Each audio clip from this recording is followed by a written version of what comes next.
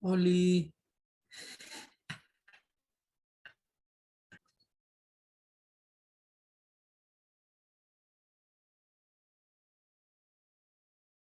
Hola, hola mis amigos, ¿cómo están? Buenas noches con todos, espero se encuentren bien. ¿Me confirman, por favor, si me escuchan correctamente y si se ve bien en la pantalla compartida? Sí, arquitecto. Sí, perfecto, muchas gracias. Muy bien, vamos entonces a continuar donde nos hemos quedado. La sesión pasada estuvimos conversando un poco sobre el tema de los planos de obra de arquitectura. Bueno, el día de hoy vamos a conversar de otro tipo de planos de obra y en este caso vamos a conversar de los planos de estructuras. Como siempre, vamos a tomar un par de minutos para ver algunas nociones, algunos conceptos generales. Acá evidentemente estamos hablando de grupo, una especialidad de planos que son responsabilidad específica de los ingenieros civiles, ¿no? Dentro de los cuales evidentemente se requiere que tengan conocimientos sobre materia estructural, ¿verdad? Ya, el grado de especialidad ya depende del tipo de infraestructura, ¿no? Bueno, vamos a comenzar por ahí. Como siempre, partimos de nuestra base normativa. ¿Qué contienen los planos? En este caso, estructuras, me le dice el artículo 12 de la norma G020. En resumen, están los planos de cimentación con referencia al estudio de suelos. Esto lo vamos a estudiar el día jueves. Por otro lado, los planos de armaduras para cada techo, indicando niveles, planos de columnas, vigas, memoria de cálculo y especificaciones técnicas. ¿Qué tipo de especificaciones técnicas vamos a colocar? sobre la calidad de los materiales, ¿no? Dígase el tipo de concreto, el tipo de ladrillo, las características del acero, entre otras cosas. Es decir, en resumen, las especificaciones son, o estamos considerando las especificaciones como una serie de anotaciones que van a evitar que me den un producto de menor calidad a la que estoy considerando para mi diseño, ¿no? Y cuando hablamos de calidad, recuerden que es un tema relativo, ¿no? No tiene que ver necesariamente con que sea más resistente, más grande, más robusto, más pesado, más caro, que es por su ubicación geográfica, no, sino en función de un valor específico que yo necesito, ¿no? Depende del caso. Ya. Entonces, generalmente, esas especificaciones, en el caso de estructuras, me van a hacer referencia ya no a un valor cualitativo, como en el caso de los acabados y los componentes arquitectónicos, sino más bien va a ser cuantitativo. Entonces, por ejemplo, yo puedo pedir, ya, yo quiero un acero de refuerzo de 4.200 kilos de fluencia, eh, o grado 60 también, por ejemplo, ¿no? Ya, ¿qué significa esto? En el primer caso, la capacidad del esfuerzo de tracción que va a generar la barra de acero, y en el segundo caso, un estándar normativo que debe cumplir. Valga saber, por ejemplo, que en el Perú nosotros tenemos acceso a dos tipos de acero estructural, bueno, acero corrugado, mejor dicho, acero de construcción. Por un lado, el grado 60, o el que cumple la norma A60 en todo caso, que tiene una capacidad de resistencia a la tracción de 4.200, que es el más utilizado, el que por lo general se utiliza en estructuras, perdón, el que se utiliza en estructuras, y por lo general el que se utiliza para todo lo que tiene que ver con cálculos y elementos constructivos.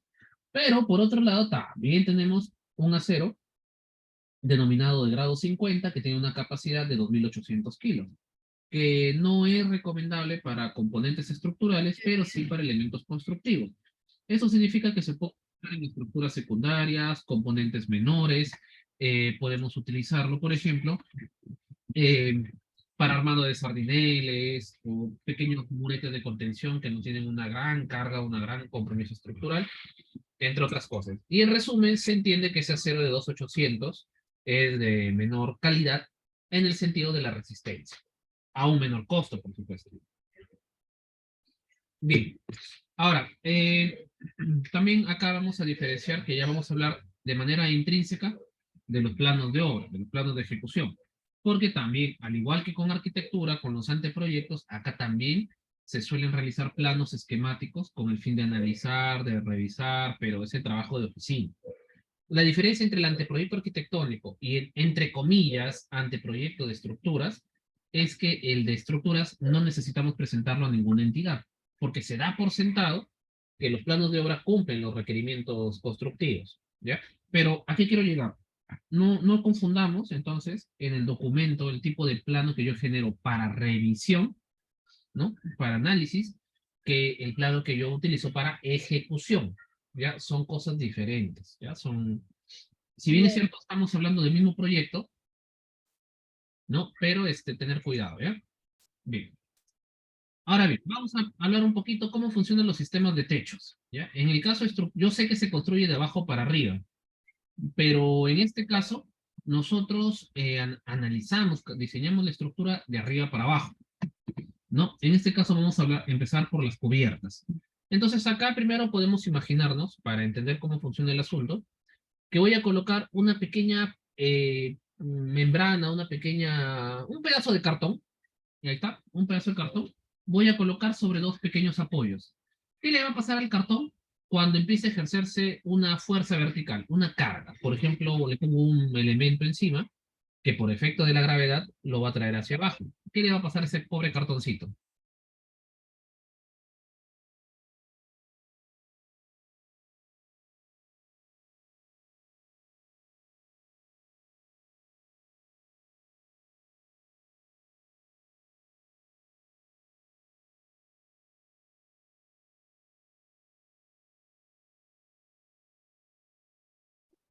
Exacto, van a pasar un montón de cosas, no solo se flexiona, tiene razón, van a generar esfuerzos en los apoyos, al centro, una contraflecha, van a pasar muchas cosas.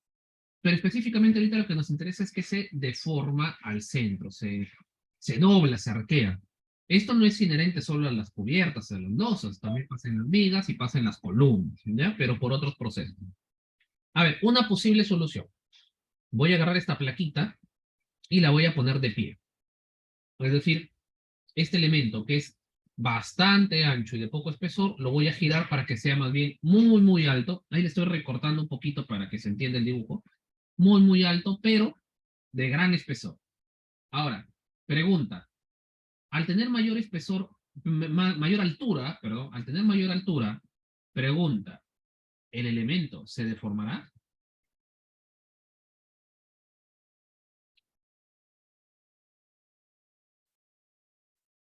La respuesta es sí, sí se deforma, pero mucho menos, ¿verdad? Mucho menos. Casi imperceptible, ya si quieren, pero es muchísimo menos. De hecho, el otro ejemplo es una exageración, ¿no? ¿No? De la deformación son milímetros a veces, ¿no? Ya que se deforma un centímetro ya es para que tengan miedo. Bueno, pero sí, en efecto sí se va a deformar un poquito, no tanto, pero se va a deformar. Entonces el punto es que cuando el problema es que, por un lado, ahí sí se dan cuenta, estos flechitos de color azul me representan una fuerza lateral, que podría ser un sismo, podrían ser vientos o empujos de cualquier naturaleza, y como ahora el espesor está, perdón, a estas fuerzas azules ahora lo que se enfrenta es el espesor que era muy delgadito, entonces no hay mucho para ponerle resistencia. Y aquí es donde va a fallar, porque el elemento no está confinado, es decir, no está amarrado. Ojo la palabra confinado. ¿Ya? Pero por otro lado, sí, sí tiene mucho mejor comportamiento en la vertical, en la gravedad, pero miren la separación de los elementos. ¿De qué me sirve un espacio? ¿No? A ver, vamos a ver, ¿qué me puede decir un espacio sin techar? ¿Para qué me sirve? Ya, está cercado, ya, ok. A nivel de planta nadie se va a meter. Pero ¿qué tan útil es un espacio sin techar? Muy poco útil en realidad. Y sobre todo sin la posibilidad de tener algo arriba, ¿no? Ya, entonces la lógica sería, ¿sabes qué? Entonces vamos a techar como hacían los griegos en la antigüedad. ¿Cómo construían los griegos? ¿Se acuerdan?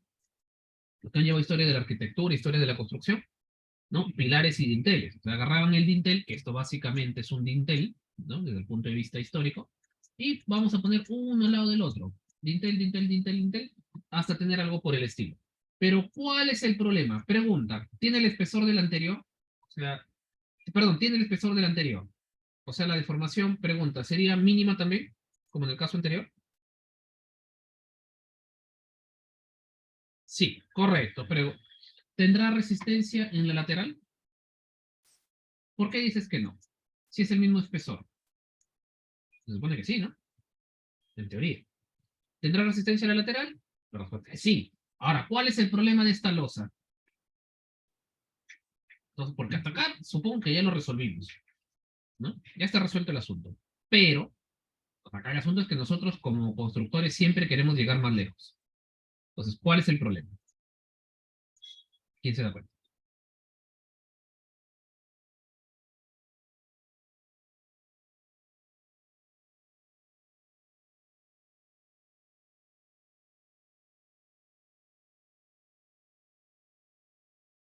Exacto, pesa mucho. Es mucho peso muerto y además eh, es muy costoso, ¿no? Es mucho material. Entonces, vamos a hacer un truco. En realidad, si me doy cuenta, con esto que está acá, el uno, me basta para caminar. Y con lo que está en el 2 me basta para estructurar. Entonces vamos a mezclar ambos criterios. Y vamos a generar unos nervios de apoyo cada tanto en tanto, y lo vamos a confinar por arriba con un marco rígido, una plataforma rígida, que vamos a llamarle diafragma, donde vamos a estabilizar todos los elementos. Pregunta, ¿tendrá el mismo comportamiento estructural que el de la izquierda desde el punto de vista de la gravedad? En términos sencillos, ¿no? Diríamos, ¿tendrá capacidad de resistencia a la gravedad este componente? ¿Qué dicen ustedes? Por supuesto que sí. ¿Pesará lo mismo que el anterior? No. O sea, en otras palabras, utilizando menos material, estoy consiguiendo una estructura igual de eficiente, pero tiene un pequeño problema. Un pequeño problema. Vamos a conversar de un concepto llamado encofrado. ¿Qué es un encofrado? Es el arte, básicamente es un arte, de construir un molde, una caja, voy a decir la palabra, es un molde, en el cual voy a vaciar el concreto. O sea, tiene que tener la forma de la losa o de la viga, la columna, para hacer el vaciado del concreto encima. Ahora, pregunta. Yo sé que el sentido común nos dice que vaciar concreto es más caro que hacer un encofrado, bajo la premisa de que lo que a mí me sirve, con lo que me quedo, es el concreto y no el encofrado, que es una estructura temporal, ¿no? El tema es que la madera del encofrado poco a poco se va desgastando y poco a poco se va perdiendo. Pero más importante, hay otro criterio. Pregunta, amigos míos. ¿Qué piensan ustedes que cuesta más? ¿El material o la mano de obra en general? Por lo menos en las partidas de estructuras, porque en las de acabados es relativo. Pero en estructuras, ¿qué piensan que cuesta más? La mano de obra, ¿no? La mano de obra, correcto, ¿no? Casi igual, dice, sí, en efecto, puede ser, casi igual, pero en líneas generales, antiguamente, en los años 90, era al revés, el material era lo caro, ¿no? Ahora, a pesar de que el material ha subido, la mano de obra ha subido mucho más, muchísimo más. Por hacerles una referencia, en los años 90, a un peón de construcción, a un ayudante, es decir, la mano de obra no calificada, lo que a veces le dicen el cargalatas, ¿no? De forma peyorativa, se le pagaba menos de 10 soles el día. Se le pagaba 10 soles el día al ayudante. Hoy, en los costos oficiales de construcción, pueden oscilar los 80, 90 soles el día, ¿no? Entonces se dan cuenta que hay una diferencia brutal, ¿no? De incremento. Ahora bien, el asunto es este. Para hacer este encofrado, descontando los laterales, los frisos, que son los cantos laterales, yo necesito construir esta tapa. ¿Verdadero o falso? Aparte de los frisos. Pregunta, ¿solo necesito hacer esta tapa? ¿Sí o no? Me refiero desde el punto de vista del encofrado. O sea, ¿solo necesito encofrar la cara inferior? ¿Sí o no?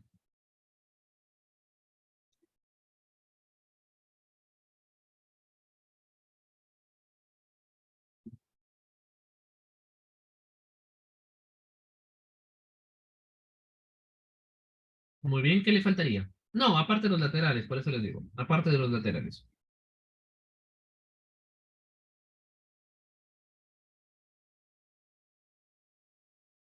Así es, básicamente la de abajo, ¿no? Ahora pregunta, ¿este encofrado será igual que el encofrado de la losa de la derecha? No, ¿verdad? ¿Por qué? Por la sencilla razón que esta requiere hacer todo un ejercicio de carpintería, porque eso ya es carpintería de las buenas, para hacer todo esto de acá. ¿Cuál es más costosa? Por sentido común. La de la derecha, ¿verdad? Bueno, tampoco como que banistería, pero sí, ¿no? Exacto. La de la derecha es mucho más costosa, demora más y todo lo demás. Correcto. Y a este le vamos a llamar losas nervadas. De aquí vamos a ver cuál es el punto de cada una. Ya, el hecho es que en la práctica, a este elemento de la izquierda, nosotros le solemos llamar losas macizas, cuando son completamente compactas, llenas de puro concreto. Y las de la derecha, las losas nervadas. ¿Por qué? Porque resaltan los nervios, ¿no? Los nervios. Muchas personas dicen, ¿no? El concreto es la última gran tecnología, invención de la humanidad del siglo XX. Mentira. Mentira, en realidad el cemento es un material relativamente nuevo, el cemento Portland, se crea en 1914 y se patenta en la ciudad de Portland, en Inglaterra, pero estos dos principios constructivos ya datan desde Grecia y datan desde del periodo gótico, que es básicamente el mismo criterio. No, muy buena pregunta, pero dice, ¿las losas nervadas son un tipo de losas aligeradas o son lo mismo? A nivel estructural sí, a nivel constructivo no, porque a esto quiero llegar.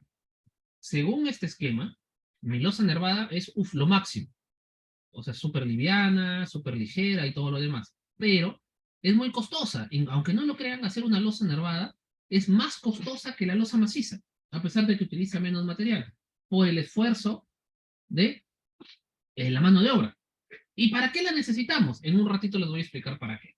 Porque primero tenemos que conocer las famosísimas losas aligeradas. Primero quiero aclarar, correcto, vamos a hablar también de ese tema. Primero quiero aclarar ¿ya? Que esto no lo tomen como el non plus ultra o el ya no hay más que esto, que es la máxima tecnología, porque es mentira. Las losas aligeradas las utilizamos bastante en el Perú, más que otra cosa porque es el método más eficaz desde el punto de vista costo-beneficio, tecnología, producto, resultado. ¿Esto qué significa? A ver, por ejemplo, mucho más eficiente que una losa aligerada, por ejemplo, puede ser una estructura reticular tridimensional con elementos de aluminio y cables, ¿no? Que seguramente los que han llevado cursos de estructuras tridimensionales más o menos saben de qué estoy hablando. Eh, pero está bien, es ligerita, esa estructura muy, muy livianita, eh, es muy económico el material, se hace rápido, se modula rápido, pero la pregunta es, ¿de dónde saco la fábrica que me genere todos estos elementos modulares? Porque si no la tengo, las tengo que hacer uno por uno y ahí perdió todo su sentido. Yo sé que me pueden decir, arquitecto, ¿por qué construimos con concreto edificios de 20 pisos que serán unas columnotas enormes, cuando con estructuras de acero, que lo hacen desde el siglo XIX, con perfiles de acero, remachados y soldados, podemos llegar mucho más alto, con mucho más eficiencia y todo lo demás? Pregunta, por la mano de obra. Perdón, respuesta, por la mano de obra. ¿Cuántas personas conocen ustedes de que tengan experiencia en trabajos con grandes estructuras metálicas, con remaches y soldaduras? ¿Cuántas veces ustedes han visto por la calle, digamos, o en algún sitio, gigantescas grúas de más de 20 pisos, 30 pisos de altura, con capacidad de manejar este tipo de estructuras? Hay, sí se puede hacer, pero es limitado en cuanto a alcance. Arquitecto, en China están haciendo viviendas económicas con una especie de impresión 3D, pero con concreto líquido. Ah, qué bien por los chinos, pero nosotros no tenemos aún esa tecnología. Entonces, acá el punto es que cuando nosotros diseñamos, especialmente la parte estructural, que es una de las que se llevan el mayor costo del presupuesto, tengo que ser consciente. No digo con esto que tengamos que inhibirnos de proponer cosas nuevas, de innovar, sino lo que quiero llegar es ser consciente de las limitaciones tecnológicas al respecto de la mano de obra, materiales, climáticas y otras que se presentan para ciertos casos. ¿Por qué, sabiendo que hay otros sistemas mucho más avanzados, por qué en el Perú se difunde tanto la construcción de ladrillo y concreto? Y miren, lo va a decir una persona que durante muchos años, en sus primeras etapas profesionales, fue un enemigo acérrimo de la construcción con ladrillo y concreto. Pero tienes que viajar para darte cuenta de algunas cosas. La respuesta es esta, porque hay mucha más personal capacitado en el uso de este tipo de sistemas constructivos que en otros más avanzados. ¿Por qué? Porque la mitad de las obras que se hacen en el Perú son inversión pública. Entonces, yo me voy a llevar, voy a irme a un caserío, no sé, recontra alejado de mi región, para construir un puesto de salud. Tengo dos alternativas. A, contrato a las personas de la comunidad, les damos unas charlas rápidas, unos cursos rápidos, o previamente llega Sencico, por ejemplo, y da una capacitación rápida al personal de la zona que se dedica a la agricultura y la ganadería. Los capacitamos rapidito para que puedan ejercer como albañiles y maestros concreteros. O, lo cual puedo hacerlo en un mes o hasta en 2 semanas, o le tengo la alternativa de llevarles unas capacitaciones que me pueden durar 2 a 3 años para que trabajen con estructuras metálicas y de madera, lo cual sería medio inviable. O tres, este, me llevo un personal capacitado desde las provincias grandes, desde la capital y las capitales de región. A ver, entonces repetimos. Opciones. Voy a ir a construir a un pueblo alejado de las grandes ciudades, ¿no? No digo de la costa, sierra, no importa, pero es un pueblo pequeñito. Tengo tres alternativas para mi sistema tecnológico estructural. Opción 1, uso uno muy, muy sencillo de aprender para que lo puedan hacer las mismas personas de la comunidad que se va a beneficiar y reciban un pago por eso, por supuesto. Número 2, hago capacitaciones larguísimas para sistemas tecnológicos que probablemente van a hacerse 1 o 2 veces en esta comunidad. U opción número 3, llevo mano de obra tecnificada desde las grandes regiones y bueno, y lo construimos nada más con eso. ¿Qué les parece a ustedes mayor más eficiente a nivel de conciencia social, ¿no? ¿Qué les parece a ustedes? La uno. ¿Qué es más fácil de aprender a trabajar? ¿Estructuras laminares en madera o albañilería confinada?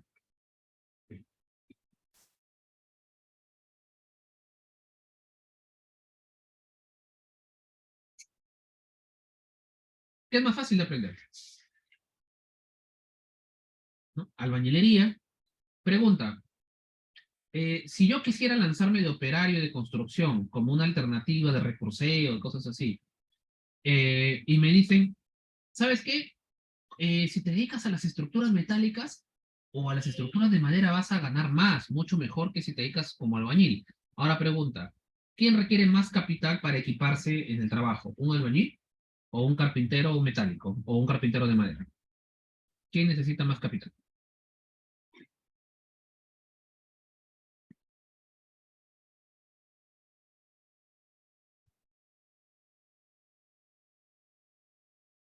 O sea, se dan cuenta que son varias cosas, ¿no? Que empujan a que estemos utilizando masivamente este tipo de sistemas. Repito, no es que sean malos, no es que sean excelentes, sino que es la consecuencia actual de nuestras capacidades económicas, tecnológicas y sociales, por ese punto.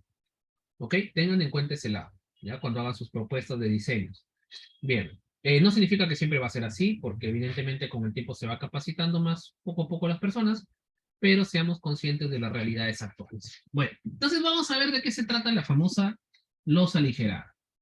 Ya, en primera instancia, el problema anterior era el encofrado. No tanto el hecho de hacerlo, sino el hecho de todos los retacitos que tenemos que generar. Entonces vamos a ponerle un relleno. Y ese relleno son los, entre comillas, ladrillos de techo. ¿Ya? Y acá vamos a romper algunos mitos. ¿Ya? La mayoría de ustedes ya los conoce quizás, pero vamos a aclararlo de todas maneras. La primera cosa que tienen que ser conscientes es que el ladrillo de techo no confiere resistencia a la losa, no le ayuda a ser más resistente. He tenido varios proyectos donde los propietarios a veces dicen, yo mismo voy a comprar el material, ya, yo mismo voy a comprar el material. Y de repente se asoman y en lugar de comprar ladrillos de arcilla, estos delgaditos, pues que son para el techo, traen ladrillos de concreto, unos bultotes enormes, ladrillos que sirven para tabiques estructurales y quieren ponerlos en el techo. Dicen, no, porque son más resistentes. Mire, arquitecto, yo fui a ver el ladrillo de techo y puf, uno se para encima y se rompe. Eso no me van a aguantar nada, mi casa se va a caer. Pero el problema es que el ladrillo no confiere la resistencia estructural, ¿no? No es el caso. Algunos dicen, es cierto que mientras más grande el ladrillo, más resistente será mi casa. Entonces es un sí, pero no. No desde el punto de vista que, repito, el ladrillo no le aporta, ¿no? No le aporta resistencia a la losa, no le suma, ¿ya? Pero, sin embargo, la altura del ladrillo es inmediatamente consecuente con la altura de la vigueta. ¿Qué es la vigueta? La vigueta es este cachito de concreto que se ha formado entre los dos ladrillos. Entonces, mientras más alto el ladrillo, más alta la vigueta. Y a mayor altura de vigueta, mayor resistencia o por lo menos mayor luz de servicio va a cubrir. ¿Qué es la luz? La luz es la distancia entre elementos de apoyo, ¿no? Que me permite techar un espacio, ¿no? La parte que está volando, por decirlo así. ¿Ya? Entonces, ladrillo más grande es, sí, indirectamente sí, me generan losas más resistentes, por decirlo así, pero no por el hecho de ladrillo, sino por la altura que representa. Ahora, ¿son delgaditos, se rompen rápido? Sí, pues, es verdad. Porque la única finalidad de ese ladrillo es que resista el peso del concreto mientras está fresco, nada más. Eso es todo, ¿verdad? Ese es el punto número dos. Ya, entonces en esencia, una losa aligerada es una losa nervada, pero que le hemos colocado antes del vaciado los ladrillos de techo para ahorrarnos costos de encofrado. Claro, mira, ¿cómo es posible que poniéndole más material me salga más barato? Porque en este caso estoy cambiando dinero de material por dinero de tiempo y de costo y de costo de mano de obra, ¿no? Es un pequeño reemplazo por ahí, ¿no? ¿Listo? Entonces la pregunta sería, existiendo la losa aligerada, que nos garantiza las buenas condiciones de trabajo, súper eficiente según lo están pintando, ¿para qué existe, para qué existe la losa nervada y la losa maciza? ¿O por qué la seguiríamos haciendo? Bueno, respuesta número uno. Hay veces que por la geometría de los espacios no es posible hacer losas aligeradas, porque estas tienen que condicionarse a la modulación que me da el ladrillo de techo. Y ese ladrillo viene en formatos de 30 por 30, por 15, por 12, por 20, dependiendo del modelo, pero en planta es 30 por 30. Entonces hay veces que tengo espacios muy chiquititos, muy saturados, etcétera, y no es viable poner ladrillos de techo. En ese caso aplico la losa maciza. O a veces, debido a condiciones que requiero mucha resistencia de carga, tengo que poner mucho más acero. Y cuando el acero es tan denso que ya no entra en ladrillos de techo, pues se termina haciendo la losa maciza, que es más moldeable, es un poco más libre en cuanto a diseño. ¿Qué tipo de elementos me pueden requerir hacer una losa maciza o una losa que requiera más resistencia que la que es capaz de tolerar una aligerada? Pues, por ejemplo, el piso del tanque de agua, de una cisterna, un depósito, un estacionamiento en altura, en fin, este tipo de situaciones, ¿verdad? Ahora bien, ¿y para qué me serviría la losa nervada? En todo caso. Bueno, el punto es este. Si mi losa nervada, ¿no? Va a terminar... ¿Dónde está mi cursor? Aquí está. Si mi losa nervada va a terminar teniendo la misma altura que tendría una losa aligerada, es un desperdicio. O sea, te va a dar lo mismo que nada y vas a gastar mucho más innecesariamente.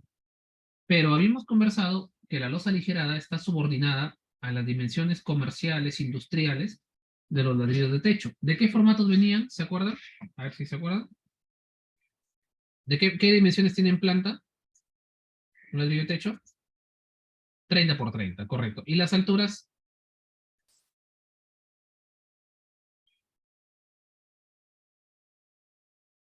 12, 15 y hasta 20, pero no son tan comerciales, pero hay hasta 20. ¿Ya? La de 20, por ejemplo, me permite hacer losas de 25. Está de más decir que mientras mayor espesor tiene la losa, mayores luces de trabajo puede cubrir. Pero ¿qué pasa si necesito 6 metros, por ejemplo, de mi losa? Ahí sí, ya cambiaron las cosas. ¿Qué hago? 6 metros, 8 metros, 9 metros, 7 metros, 9, 10, 12, 15 metros. Entonces aquí ya van cambiando las cosas, ¿no? Eh, ¿Para qué querrías un espacio de 9 metros, por ejemplo? ¿No? Bueno, una sala de conferencias, un restaurante, un auditorio. O sea, sí hay varias formas que lo requieren, ¿no? Bueno, entonces acá el punto es, ¿qué hacemos? ¿No? Entonces, obviamente, como ya el ladrillo de techo está limitado a una cierta altura, el punto de la losa nervada es que para luces muy extremas, donde a la fuerza tengo que hacer las viguetas a medida, y ya los encofrados tienen que ser muy grandes, bueno, ahí es donde se justifica. Para luces pero muy grandes. ¿Ok? ¿Ya? Entonces, esa es la diferencia entre una losa nervada, o reticulada también que le conocen, macizas y aligeradas. ¿Hasta acá alguna consulta, amigos míos?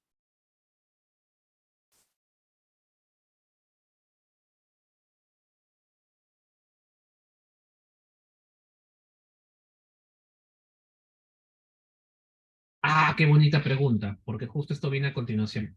¿Ya? Vamos, pregunta, ¿es correcto el uso de Tecnopor en losas? Vamos a ir a hablar de dos puntos. Pero antes de eso, de lo visto hasta acá, ¿está todo claro? ¿Alguna consulta?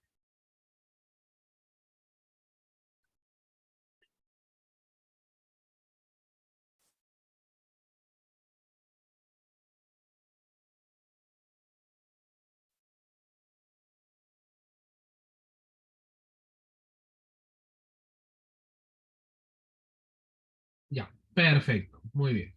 Entonces, ahora viene la pregunta del compañero. ¿Es seguro utilizar ladrillos de Tecnopor? ¿No? Seguramente muchos se le han preguntado. Hace poco se puso de moda un titular, seguramente por redes sociales han escuchado, o bueno, también en vivo, el diario El Libero, ¿no?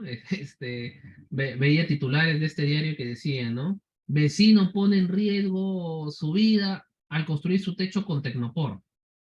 lo primero que me daba ganas de comentar era, estimado, dedícate a hablar de fútbol, porque a tu editor, porque la verdad, ya que genera situaciones, pues, ¿no? Generan desinformación, ¿no? Ese es el problema con algunos diarios de este tipo. Bueno, en primer lugar, vamos aclarando algunos puntos, ¿ya? Vamos, nosotros al menos, nosotros los que somos técnicos, ¿no? Técnicos y profesionales de la construcción, vamos a dejar de decirle ladrillo de Tecnopor. Su nombre correcto es casetón de poliestireno comprimido, ¿ya? Y por otro lado, ¿qué es el Tecnopor? ¿No? El Tecnopor es el poliestireno expandido, que es más livianito, es más denso. ¿Se acuerdan, amigos, señoritas, cuando tenían ustedes sus 8 años, les hacían su fiesta infantil y les pegaban un muñeco deforme en la pared con un pedazo de Tecnopor blandito con escarcha pegada con goma? Ya, eso es el Tecnopor, ¿no? Es estas bolitas, ¿no? De no sé qué cosa, cómo llamarlos, muy, muy blandas, muy, muy, muy suaves. Eso es poliestireno expandido. Ojo, tampoco le pongan Tecnopor, porque Tecnopor es una marca. Que bueno, ya todo el mundo le llama Tecnopor, pero por si acaso es una marca. Ahora bien, ¿cuál es el poliestireno comprimido? A ver, pregunta, ¿cuándo ha sido lo último? ¿Se acuerdan que ustedes hace poco se han comprado su televisor para ver a Perú jugar en el Mundial de Qatar? ¿Sí? Ya, ese material que venía para embalar el televisor. Ah, comentario cruel, dice. Ya, ese material que venía para embalar el televisor que nunca utilizaron, se han dado cuenta que era mucho más denso, ¿verdad? Mucho más robusto. Ligero, pero robusto. Bueno, ese caso, en este caso, ¿no? Ese es el poliestireno comprimido. ¿Ok? Ya, primero son dos elementos diferentes. ¿Por qué digo esto? Porque esos bloques, esos casetones, por si acaso, también los venden en formato expandido, que son muy ligeritos, muy livianos. Pero no es para construcción, sino es para industria de embalaje, no me acuerdo exactamente el término, pero es para estos que le llaman las parihuelas cuando van a llevar grandes equipos. No tienen las dimensiones, por si acaso. Entonces, algunos malos constructores, malos proveedores, a veces se aprovechan, compran estos planchones de poliestireno expandido, los cortan y los hacen pasar como bloques de casetón. ¿Ya? Primer problema. ¿Ya? Hay un temita. Ah, ahí sí me agarraste. Acá hay una pregunta. ¿Le dicen extruido al comprimido? La verdad, ahí sí me agarraste. No he escuchado con ese término. No sabía decirte si sí, si no. No te tengo la respuesta, pero déjame, lo averiguo y mañana, como sea, tienes la respuesta en el grupo de WhatsApp, si es un sí o es un no. ¿Ya? No te preocupes. Por otro lado, vamos a ver. Ya, el punto es este, ¿no? Ahora sí, ya aclaramos que no es Tecnopor. Bacán. Nos quedó claro. La pregunta es si se puede o no se puede utilizar.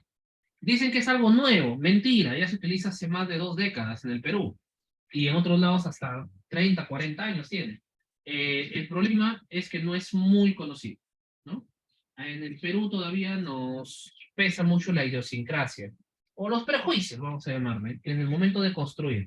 Todavía pensamos que los elementos, mientras más robustos, más grandes, más pesados, más macizos y sobre todo más caros, mejor. Por ejemplo, 9 de cada 10 de los clientes que yo atiendo en mi oficina tienen la creencia de que los ladrillos de albañilería antiguos, estos macizos compactos, que son pura arcilla, son mucho mejores estructuralmente que los ladrillos King Kong de 18 huecos, ¿no? Este mito en particular lo vamos a conversar la otra sesión, ¿ya? Pero eso también es una falacia. No, no, es una verdad a medias en todo caso, pero desde el punto de vista de la construcción es una completa mentira, ¿no? O error de interpretación, ya, en todo caso. Bueno, se utilizan hace mucho tiempo, mucho tiempo. El punto es que no son tan conocidos porque en realidad, para ser honestos, en construcciones de pequeña escala no vale la pena. De hecho, es hasta contraproducente. Si voy a construir mi casita de 2 pisos y le meto estos ladrillos de Tecnopor, voy a terminar gastando más. Esa es una cuestión que a veces no nos gusta decir. Los vendedores dicen, no, tu casa te va a quedar más barata si le pones tu ladrillo de Tecnopor, te ahorras esto, te ahorras esto y te ahorras aquello, pero no pensamos en los procesos paralelos. Procesos paralelos se le denomina en construcción aquellas actividades que están directamente relacionadas con otro. Por ejemplo, yo digo, voy a poner mi pared de albañilería. Voy a levantar mi muro de ladrillo de albañilería. Inmediatamente después tengo que tarrajearlo. Inmediatamente después tengo que imprimarlo y pintarlo. Entonces, si el muro de albañilería de manera intrínseca ya tiene, tengo que considerar, entonces, su tarrajeo, su imprimado y su pintado. Pero, por ejemplo, si yo digo, voy a poner un muro de ladrillo caravista, o sea que significa que no se va a tarrajear, entonces me inhibo, ya no necesito hacer esos tres procesos paralelos, pero necesito otro, que es el sellado, ¿no? Tengo que ponerle su abrillantador, por ejemplo, ¿no? Ese es un proceso paralelo, es decir, una actividad que se deriva de algún elemento de mi obra, ¿ya? Vamos a hablar en un ratito de esto. Ahora, dicen que es más barato. Vamos a ver qué tan cierto es. He estado revisando costos de mercado actual. Un ladrillo de techo puede costarme desde 2 soles 50 hasta 4 soles, dependiendo de la marca, para los espesores de 15 centímetros, que son los más comerciales, ¿ya? Y un casetón me cuesta 4 veces más, entre 11 y 14 soles. Entonces, pues entonces está más caro, no pasa nada. El tema es que el casetón mide 1,20 m, o sea, me ocupa el espacio que 4 ladrillos de techo. Así que, en otras palabras, a nivel de material, están por ahí, están igualitos, ¿ya? Ahí no hay problema. Donde sí hay un ahorro brutal, ¿no? Bestial, es en la mano de obra. ¿Por qué? Por ejemplo, acá en Trujillo, en promedio un maestro de obra te cobra entre 80 y un sol 20, 80 céntimos y un sol 20 por cada ladrillo de techo habilitado. ¿Qué significa habilitado? Colocado en su lugar, y de ser el caso cortado, perforado, encintado, rellenado, lo que sea, pero ya colocado en el techo. Y en el casetón nos suelen cobrar unos 2 soles, ¿no? Entonces, a la hora de la hora, la mano de obra con el ladrillo con el casetón de poliestireno, me cuesta la mitad que el otro. Ahí ya tengo un ahorro. Punto número 2, los desperdicios. A ver, los que han estado en la ejecución de obra, si yo necesito medio ladrillo de techo, pregunta, ¿se corta por la mitad o se rompe la mitad y me quedo con la mitad que no rompí? Repito la pregunta, si necesito medio ladrillo, bueno, y también aplica para los muros, ¿no? Si necesito medio ladrillo, ¿qué hace? ¿Qué se hace? ¿Se corta o se rompe la mitad y me quedo con la otra mitad? ¿Cuál es el proceso tradicional? Exacto, se rompe. Entonces, si yo necesito medio ladrillo, tengo que comprar un ladrillo. Así que si tengo la mala suerte de que en mi disposición de ladrillos de techo necesito 30 medios ladrillos, no voy a comprar 15, voy a comprar 30 ladrillos, ¿no? Esa es la parte que no nos gusta escuchar, ¿no? En cambio, en el casetón se corta. Así que incluso los retazos que me van sobrando de los cortes los puedo utilizar. Entonces, tengo un tercer ahorro. Y finalmente el transporte. Por ejemplo, si yo quisiera llevar acá en mi ciudad, por ejemplo, de Promar, por ejemplo, 1 millar de ladrillos de techo hasta, qué sé yo, San Isidro, por ejemplo, ¿no? Que es una urbanización al norte acá en la ciudad. Si digo llevar 1 millar de ladrillos, estoy hablando de unas 6 a 7 toneladas. Así que probablemente me van a cobrar de 200 a 300 soles, ¿no? Ese transporte, salvo que me incluya el costo en obra. Pero si compro los casetones, al pesar muchísimo, pero muchísimo menos, si no fuera porque hacen bulto, lo podría llevar en un tico, porque todos ese millar de ladrillos juntos pesarán con esfuerzo 40 kilos, ¿no? 50 kilos. Y a 100 kilos pongan que pesen. No importa. 100 kilos es lo que pesa una persona gordita. En un tico lo puedo subir sin ningún problema, pero es bulto, pues no, hace bulto, así que necesito un camioncito más grande. Pero el costo de transporte me va a salir muchísimo menos, ¿no? Etcétera. Hasta por último le llevo 4 taxis ya, no importa, amarrado, como si fueran colchones, etcétera. Entonces, por costo sí, el casetón lo revienta, de todas maneras, en todos los sentidos.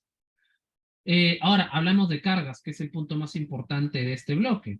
Les había comentado, un ladrillo de techo suele pesar alrededor de 7 kilos. Un casetón de Tecnopor que equivale al área de 4 ladrillos de techo, me pesa un poquito más, un poquito menos, perdón, de medio kilo. Desde ahí nomás vayan sacando su cuenta, son 14 veces menos. Entonces, en un edificio de 10 pisos, por ejemplo, les pongo el ejemplo, si tengo un edificio de 10 pisos con 100 metros cuadrados de losa, si utilizo el ladrillo de techo, son más de 58 toneladas, lo que pesaría un pequeño barco de guerra, ¿no? Un pequeñito, pues, una corvetita. Pero por otro lado, si por ejemplo, no, perdón, no, no son toneladas, son 58 toneladas, perdón. Disculpe, lo que pesaría un tanque de guerra, ya, no importa, un pequeño tanque de guerra. Pero por otro lado, si lo hago con el ladrillo del casetón, me pesan ni una tonelada. O sea, todos los ladrillos juntos para este ladrillo pesarían lo que pesa un tico, ¿no? Y todo este volumen, por supuesto, incide sobre la cimentación. Porque como vamos a ver el día jueves, mientras más grande es la carga, más sufre el terreno, esto ya lo hemos hablado en el estudio de suelos, más sufre mi terreno y requiero hacer cimentaciones más grandes, ¿verdad? Bueno, luego también tengo el proceso paralelo. Esto es lo que estábamos hablando. Porque hasta ahora, a nivel de costos, a nivel tecnológico, a nivel de desperdicio, a nivel de carga, a nivel de mano de obra, a nivel de transporte, el casetón se lo lleva de encuentro. Ahora, el problema es el proceso paralelo. A ver, pregunta. A ver, quiero que lo piensen en el tarrajeo, ¿no? Que es la pasta de cemento arena que yo aviento prácticamente sobre un muro, sobre el techo, para que se adhiera. Pregunta, esta masa, este acto se llama pañeteo, por cierto, el acto de tirar la mezcla contra el muro, contra el techo. Pregunta, para adherirse correctamente, requiere A, una superficie porosa o B, una superficie lisa.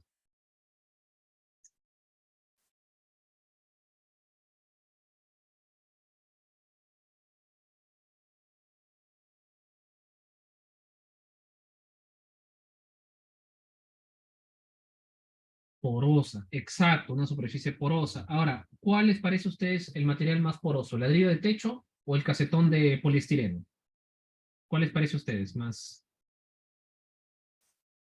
Exacto, el ladrillo de techo. Entonces, lo que va a pasar es que el enlucido de los cielos rasos van a ser mucho mejor, mucho más manejables en los ladrillos de techo antes que en los ladrillos de Tecnopor, por decirlo así, tomando el coloquialismo, ¿verdad? Entonces, la consecuencia inmediata es que para yo poder pañetear y enlucir el cielo raso en una losa realizada con bloques de poliestireno, son otros procesos paralelos. Tengo que, por ejemplo, para enlucir, tengo que pasar una plancha, una llana, ¿no? Y hacer una especie de empaste e ir aplicando por capas, es un proceso más lento. O colocarle una malla de alambre galvanizado por la parte de abajo para tarrajear. Y eso, por supuesto, me sube los costos. Entonces, repito, si yo comparo lo que me ahorré de la mano de obra por poner el ladrillo de techo cerámico y lo que me voy a gastar extra de mano de obra y material por poner ese tipo de cielo raso, prácticamente se compensan, ¿no? Entonces, acá el punto es que cuando la edificación es grande, no muy grande, entonces el ahorro de cargas sí se ve representado, o sea, sí se nota una diferencia en cuanto al costo total de la edificación por tener una cimentación más pequeña. Bueno, sensiblemente más pequeña, tampoco es que sea, wow, qué bestia, cuánto ahorramos, ¿no? Pero ahora el otro tema es que si la edificación es de pequeña envergadura, no importa qué tanta carga ahorres, porque finalmente hay dimensiones mínimas que tiene que cumplir tu cimentación. Entonces, por ejemplo, si yo tomara los mínimos valores normativos para las cimentaciones, fácilmente podría edificar una edificación construir una edificación de 3 niveles, sin ningún problema. Entonces, si le cambio el ladrillo de techo por el casetón de poliestireno, en efecto, sí hay un ahorro de carga, pero no puedo hacer cimentaciones más pequeñas, así que finalmente el supuesto ahorro de costos nunca lo voy a ver reflejado. ¿Estamos? Entonces, resumen, ¿es seguro utilizar ladrillos de poliestireno, casetones de poliestireno? La respuesta es sí. Sí es seguro en la medida de que Estos no representan ningún aporte o pérdida para el sistema de descargas estructurales. Pregunta, ¿es más económico utilizar los casetones de poliestireno? La respuesta es sí, cuando tengo edificios de gran altura, ¿no? O de gran envergadura, perdón, ¿no? En edificaciones pequeñas, como viviendas, no, no, al contrario, ¿no? Terminas a la larga pagando un poco más por los procesos paralelos. ¿Bien? Hasta aquí, ¿quedó claro el asunto? ¿Aquí alguna consulta?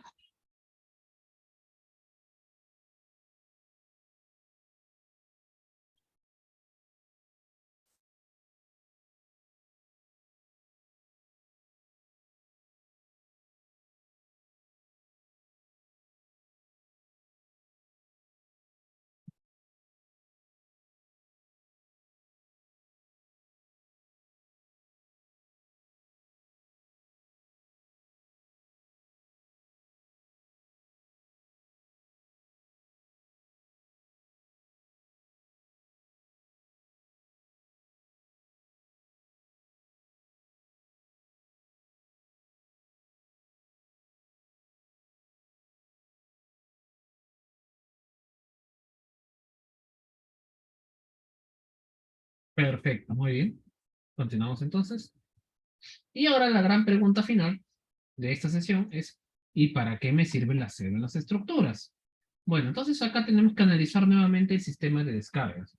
Teniendo un elemento cualquiera, ya sea una viga o una losa, porque más o menos tienen los mismos esfuerzos, ¿no?, con los que se van a trabajar, ¿no? Vamos a ver algunos puntos críticos. En primer lugar, hemos conversado hace un momento de lo que era la flexión.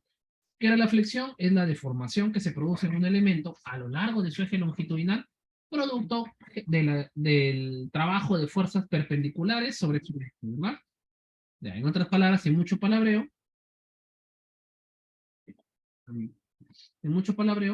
la flexión es cuando esto saca pancita, ¿no? Cuando saca su pancita por efecto de carga.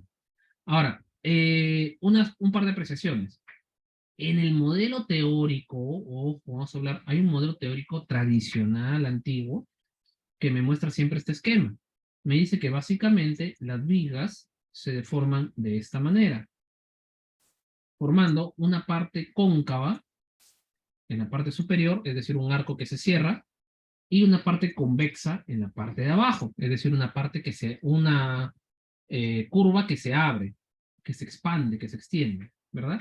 Entonces, para efectos prácticos, vamos a entender que, preguntan, si en la parte de abajo se estira, se expande, y en la parte de arriba se acorta, se comprime, entonces yo entiendo que acá las fuerzas están trabajando por un efecto de, ¿cómo se le llama al esfuerzo por el cual el elemento se está aplastando o quiere ser aplastado? O sea, esfuerzo se le llama, ¿no?, al trabajo que el elemento realiza como reacción a una fuerza externa. Esta fuerza externa me quiere aplastar. Entonces yo hago un esfuerzo para no ser aplastado. ¿Cómo se le llama? Esfuerzo de compresión. Correcto, ¿ya? Mucho cuidado, algunos le ponen fuerza, ¿no? Mucho cuidado, no es fuerza, es esfuerzo, son cosas diferentes. ¿Ya? Y por otro lado, abajo, ¿qué sería? Cuando el elemento trata de estirarme, me quiere estirar y yo jalo en sentido contrario para que no me estire mucho. La tracción. Perfecto. Ahora bien, vamos a hablar entonces de este binomio muy, muy interesante, que es el concreto armado, que es concreto con acero. El primer punto interesante es que el concreto y el acero tienen un muy buen maridaje. ¿Qué es el maridaje? Bueno, el maridaje es el acto de mezclar, por ejemplo, un vino con un bocadito, un alimento que resalte el sabor de ambos, ¿no? Se comulgan bien. En este caso es igual, es un buen maridaje, el concreto con el acero, ¿no? Tienen una buena adherencia mecánica y las falencias de uno compensan a las fortalezas del otro, ¿no? Entonces, perdón, las fortalezas de uno compensan las falencias de otro, disculpen. Ya, entonces, en este caso, el efecto de compresión lo trabaja muy bien el concreto. El concreto es un elemento excelente, eficiente, es la palabra correcta, para contener esfuerzos de compresión, para trabajar esfuerzos de compresión.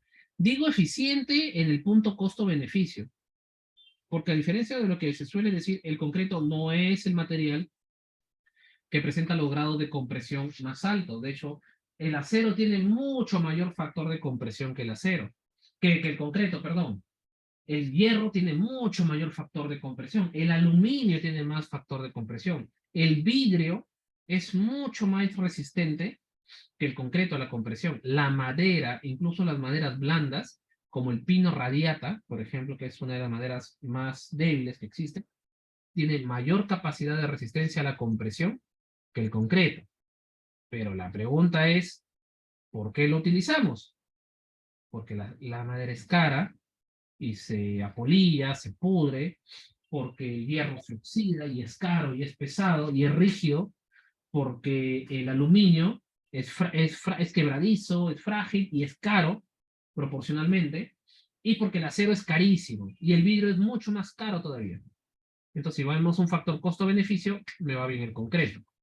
Ya, pero el concreto es muy pobre desde el punto de vista de la tracción. No tiene muy buena resistencia a la tracción. De hecho, es pésimo su trabajo en ese sentido. Así que ahí es donde entran las barras de refuerzo. Las barras de acero se van a encargar justamente de permitir trabajarle al concreto armado los esfuerzos de tracción. Y ahora viene el punto nuevamente. Decíamos que en el modelo teórico antiguo, la tracción se medía abajo y la compresión arriba, ¿no? Por eso es que van a haber planos antiguos que casi siempre la mayor densidad de acero está en la cara inferior y arriba solamente hay un par de barritas para armar la viga. En los modelos sísmicos actuales nos hemos dado cuenta de otras cosas. Por ejemplo, que durante un sismo real, las flexiones de las vigas se dan para abajo y para arriba, alternativamente. Entonces, es necesario considerar que el refuerzo que calculas en la parte inferior también se va a suceder en la parte superior, en el caso de la particular de las vigas, ¿no? O sea, eso de arriba abajo en viga no existe, ¿ya? Sin embargo, ya por costumbre, por método, por tradición, vamos a darle una nomenclatura a esto. Pregunta, vamos a decirle lado arriba y lado de abajo, ¿ya? Ahora pregunta, ¿cuál de los dos lados, arriba o abajo, obliga a los elementos a reducir su sección, perdón, a reducir su longitud, a minimizarla? ¿Arriba o abajo? Arriba. Entonces, como esto va a perder longitud, vamos a llamarle a los elementos del acero, por ejemplo, que se encuentran en la parte de arriba de los elementos estructurales, le vamos a llamar acero negativo, ¿ya? Porque tienden a reducir. Y por lógica, el inferior será el acero positivo, ¿ya? Esa ya es una nomenclatura técnica que solemos trabajar en oficina y en obra. ¿Estamos?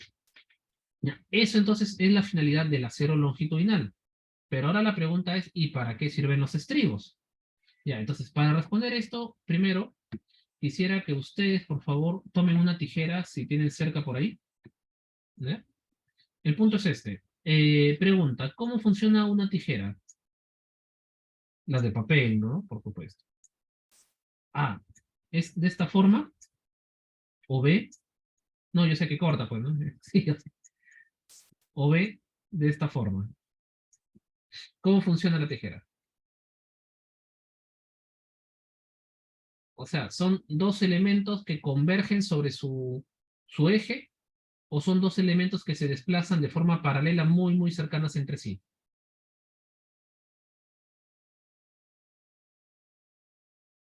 La segunda, ¿verdad? El primero es un alicate, ¿no? En realidad, esto es la forma de un elemento que corta por compresión. Aquí está comprimiendo y aplastando, está separando el elemento. Este lo corta. Entonces, podríamos definir el esfuerzo de corte o cizallamiento, también que se le llama, o cortante, como quieran llamar, al esfuerzo que se genera en las uniones entre elementos constructivos cuando tengo dos fuerzas que son paralelas entre sí, van en sentidos contrarios y muy cerca entre sí, ¿no? Por ejemplo, el esfuerzo que hace la viga, que genera que la viga sea atraída por la gravedad hacia abajo, y la reacción que generan los apoyos, es decir, la columna. Entonces, acá hay una cuestión bien delicada de trabajo, justo en esta esquina, bien delicado.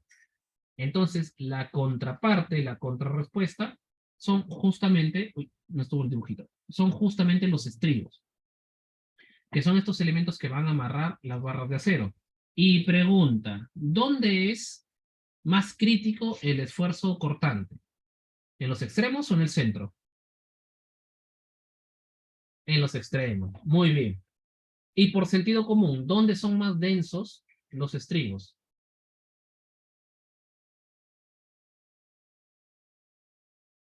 En los extremos, correcto, en los extremos. Y eso es lo bonito del esquema estructural, ¿no? Entonces vamos tomando algunos criterios. A ver, voy a cambiar de pantalla.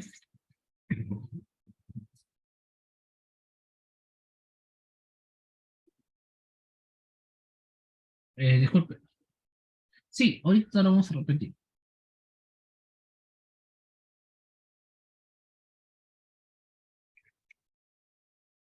Ahora, la pregunta es, en este caso, disculpe, ¿sí se ve la pantalla?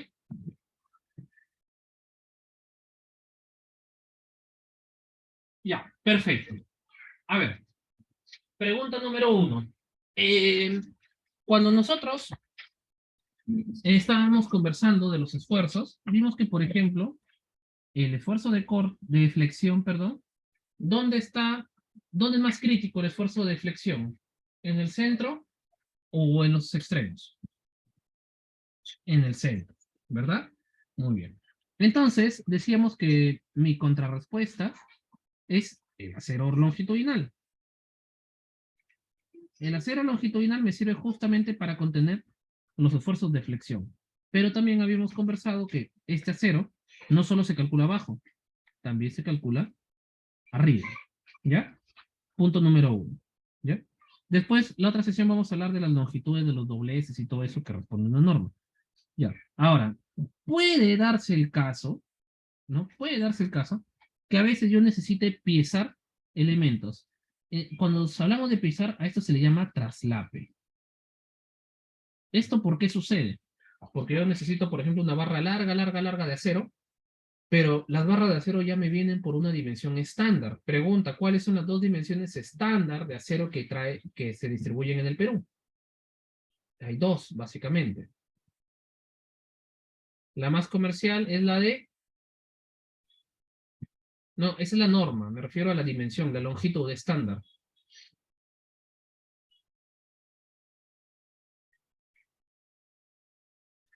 Hay de 9 metros. Y a pedido también podemos conseguir de 12 metros, ¿no? Pero son... en la tienda, por lo menos en la ferretería y la vuelta, no lo vamos a encontrar. Hay que hacer a pedido, en cantidades grandes. Pero sí se puede conseguir de 12 metros. Ahora bien, entonces, cuando la barra que necesito supera los 9 metros, ahí tengo un problema. Y tengo que traslapar. Entonces, acá mi criterio es, pregunta, ¿el traslape será una unión, un punto crítico que me debilita o me fortalece mi estructura? ¿Qué piensan ustedes? Un poco difícil, ¿no? Pero básicamente debilita, ¿no? Lo debilita. Porque si lo fortaleciera, sería más fácil ponerle en toda la longitud, puro traslape, ¿verdad? Esta es una unión que no digo que por acá va a fallar necesariamente, porque viene subordinado a la longitud también, pero es algo que de preferencia yo quisiera evitar. Ya, entonces acá viene el famoso esquemita, que seguramente han visto varias veces. Bueno, los ingenieros ya lo conocen esto bastante bien. Uy, es más de forma imposible,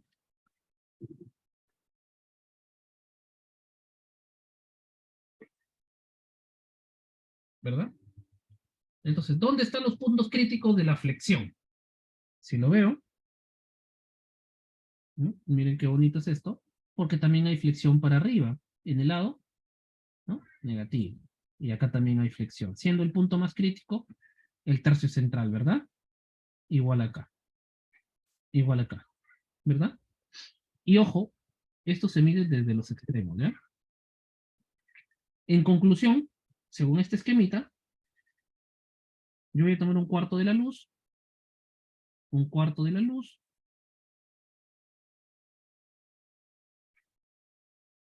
y un tercio de la luz. La primera premisa es, acá, en estos tramos, ni se te ocurra traslapar. Acá no. ¿Por qué? Porque son los puntos más críticos de la flexión. ¿Sí? Ese es el primer punto a tener en cuenta. ¿Ya? Ahora, otra consideración es el cortante. Y el cortante también lo representa, tiene su propio esquemita también. ¿Cuál es el punto de mínimo cortante? Donde el corte prácticamente no existe. ¿Dónde es? Porque me dijeron hace rato que el punto más crítico era el extremo y el más bajo es en el centro, ¿no? Que es lo bonito, es lo que me parece tan bonito esto, ¿no? Porque es la contraria. Bueno, y el punto por acá es entonces, ¿qué tanto debo considerarlo el punto crítico? Esto que viene a continuación, no lo tomen como un procedimiento de cálculo rígido, sino es un criterio una especie de predimensionamiento, una especie de criterio que toman para empezar la hipótesis del cálculo estructural. En este curso no vamos a hablar de cálculo ni de diseño porque no es la competencia, pero me gustaría que aquellos que no son especialistas en el área de estructuras, por lo menos manejemos unas nociones básicas para que poder fiscalizar el proyecto que me entregan. Esto lo digo porque, ustedes saben, yo soy arquitecto. Mi especialidad no son las estructuras, pero en mi calidad de consultor de obras me he obligado a estudiar del tema, llevar especializaciones en el tema, para, bueno, para saber lo que estoy manejando, ¿no? Porque finalmente yo soy el responsable de todo. Y esto sucedido de que uno de mis primeros proyectos que trabajé, muy chiquillo todavía, contrato a un, entre comillas, ingeniero, porque un ingeniero no haría eso, ¿no? Profesionales buenos hay en todos lados, y profesionales malos también, ¿ya? Por si acaso.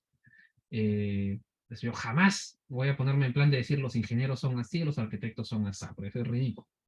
Pero tuve esta mala experiencia. Contraté a este señor, me entregó sus planos. Yo personalmente había llevado un par de cursos de estructuras en la universidad, pero cosas muy básicas, no la mayoría las pasé por alto, especialmente por la, entre comillas, confianza de saber que lo estaba mandando a hacer un especialista. Lo presento y me cayeron más de 70 observaciones de esos planos estructurales, que estaban muy fuera de criterio, de foco, eran copia-pega, no tenían ningún criterio. Eh, y obviamente esta persona no quiso reconocer el costo de rehacerlo, ¿no? Ya, lo que viene a continuación es historia de otro momento. El punto es que ahí me dije, bueno, la culpa es mía, porque siendo yo responsable del proyecto, por lo menos debería saber qué estoy presentando, porque ahorita yo, en mi calidad no de arquitecto, no de ingeniero, sino en calidad de jefe de proyecto, yo soy el director de la orquesta. Entonces, yo no tengo que ser un especialista en todo, pero tengo que conocer lo esencial de todo. Entonces, por ejemplo, ¿no? Me interesa saber, cuando a mí me dan un detalle de viga, y yo lo voy a revisar, ¿cómo sé que el estribaje que le están considerando es el adecuado? O por lo menos que me cumple un factor mínimo. Y acá viene el truquito. Un criterio que utilizan muchos colegas es el siguiente. En el caso de las vigas, normalmente hay una denominación que aparece en los planos, que por ejemplo me dice 1, arroba, es el clásico, ¿no? Arranca por acá. Luego viene un factor, le voy a poner X por ahora, arroba 0.10 y R 0.20 o 0.25, depende del elemento, ¿no? Vamos a dejarlo en 20. 25 le ponemos cuando son elementos no tan importantes, ¿no? Como billetitas, soleritas, elementos de amarre por ahí. Entonces, la gran duda es, ¿a cuánto equivale X? He escuchado gente decir hasta, no, siempre son 5, no son 6, que es un tercio de la luz, ya. Lo que muchos colegas manifiestan es que X, o perdón, la longitud de X debe ser igual a 2 veces el peralte de la viga. Entonces, por ejemplo, si esta viga mide 50 centímetros de altura, entonces X tendría que ser igual a 1 metro. Por lo tanto, X sería igual a acá 10 elementos cada 10 centímetros. ¿Por qué? Para que 2 veces el peralte, miren, el triángulo tiene una lógica, ¿verdad? Tiene una lógica proporcional. Significa, perdón, el peralte de la viga, discúlpenme, el peralte de la viga está condicionado por la luz, ¿verdad? Y hasta acá tengo la mitad de la luz. Lo que significa que de alguna manera, de alguna u otra manera, ¿no? A lo largo de todo este esquema, toda la longitud de la luz, ¿verdad? Mi punto más crítico de cortante sería equivalente a 2/5 del total, o 2/6 del total, depende cómo lo hayan tomado en cuenta, en resumidas cuentas, ¿no? Obviamente este es un punto de partida, luego ya viene el análisis, tienen que pasar los simuladores sísmicos y todo lo demás, para ver si es que cumple, pero es un buen punto de partida. Entonces, si yo tengo, ya se me ha quedado casi mecanizada la idea. Si mi viga tiene 50 centímetros, yo espero acá, en X, tengo que ver más o menos 8, 9, hasta 10 estribos aproximadamente, que me piden como mínimo. Si veo 5, oye, me llama la atención. Entonces ya voy a revisar, oye, ¿qué está pasando acá, no? Porque definitivamente 5 estribos en toda la longitud no me va a cubrir el punto crítico del corte. Porque el cortante, pregunta, ¿el cortante es fijo o es proporcional a la longitud del elemento? Es proporcional. Claro, exacto, es proporcional. Y el peralte también es proporcional. Entonces, desde ahí lo puedo asumir, ¿no? Entonces, ¿no? De aquí viene el asunto de que tengamos esta situación, ¿no? Ahora bien, otro temita, este 1/5, el primero cada 5, siempre recuerden que es desde el borde del elemento perpendicular hasta el primer estribo, aquí están los 5 centímetros, por si acaso. ¿Ya? No van pegaditos desde el borde. Para empezar, porque no vas a poder amarrarlo, ¿no? Porque ahí no hay como entrar ahí. ¿Ya? Ese es el primer punto a tener en cuenta. Ahora, esto mismo aplica también para las columnas. Entonces se entiende que las columnas se van a estribar de esta forma, contando 5 desde abajo y para acá, para acá, para acá, para acá, para acá. ¿Verdad? ¿Correcto o error? Ya, les voy a adelantar. Hay un error. ¿Dónde está? ¿Qué faltó ahí?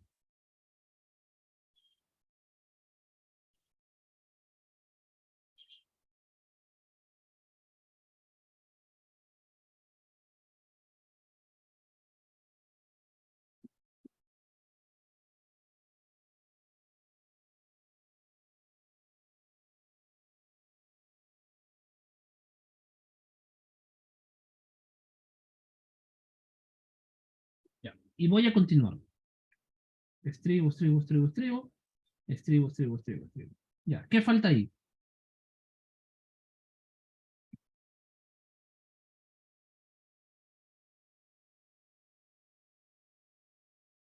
¿Qué falta?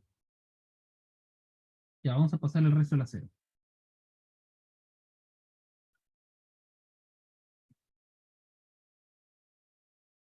La intersección dice, Enid, la señorita Antoinette dice la intersección.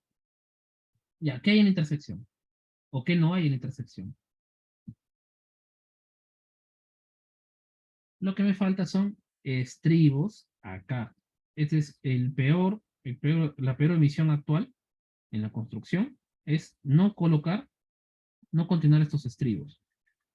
Porque acá definitivamente también hay un esfuerzo cortante y también hay necesidad de amarre, porque estaríamos generando, justo en el punto crítico, en el encuentro y todo, tenemos la unión más débil, ¿no? Ese es lo más chistoso por acá. Bien. Bueno, entonces en líneas generales, esta es la forma en que leemos una viga, en que leemos una columna, ¿no? Perdón, una viga. Entonces ahora necesitamos verlo esto en los techos. Pero antes de eso, así como hemos visto en el caso de las vigas, también sería necesario comentarlo en el caso de las losas.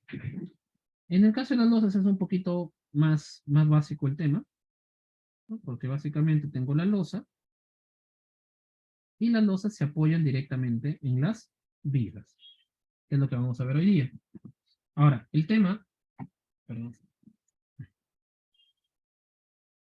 el tema en este asunto es que acá también vamos a tener el tema de las flexiones, el tema de los cortes y todo lo demás, pero acá, en realidad, el factor de cortante, acá no somos tan incidentes, más que todo porque el espesor es bien delgado, pero el punto es este, ¿no? Tengo por acá mi acero,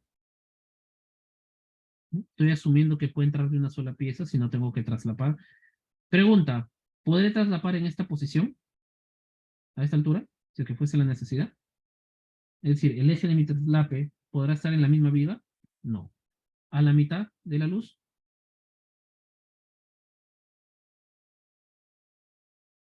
Tampoco. ¿Entre un cuarto y un tercio de la luz?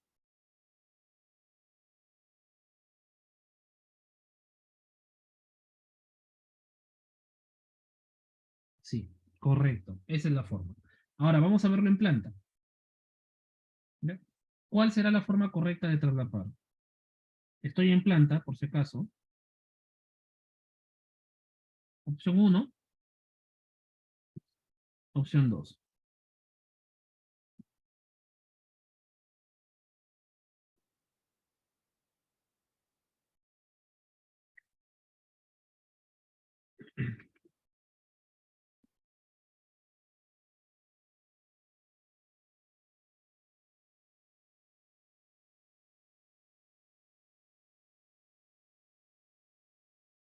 La 2, ¿no?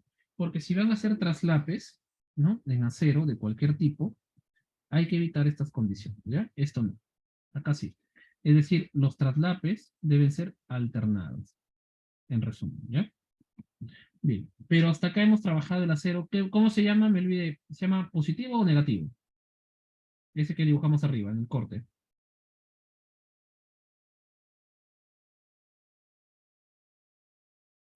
A ver,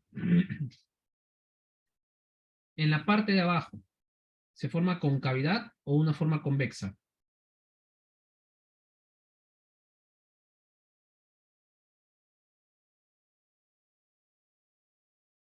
O sea que por efecto de gravedad, mi losa se va a hacer así. Ah, perdón. También ustedes, disculpen. Ya, está bien, se forma una forma cóncava, ¿verdad? ¿No? No, pero, ay, convexa, disculpen. Que les leo todas sus respuestas de manera. Perdón.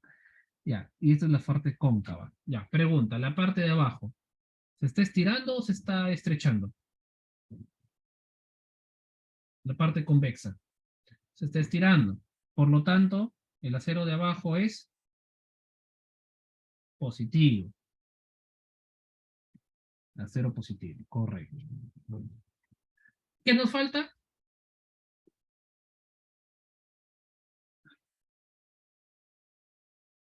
El acero negativo.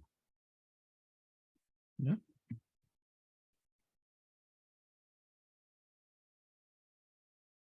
Ya está. Más o menos tiene esta denominación. Ahora, esta sí les podría decir que también aplicamos ciertos criterios de predimensionamiento que casi siempre terminan sobrando, sobrando en el sentido de que la dimensión obtenida es mayor a la que se necesita, pero bienvenido sea. Entonces, a veces pasa esto, perdón, no a veces pasa esto, sino que por lo general asumimos, vamos a llamarle a este espacio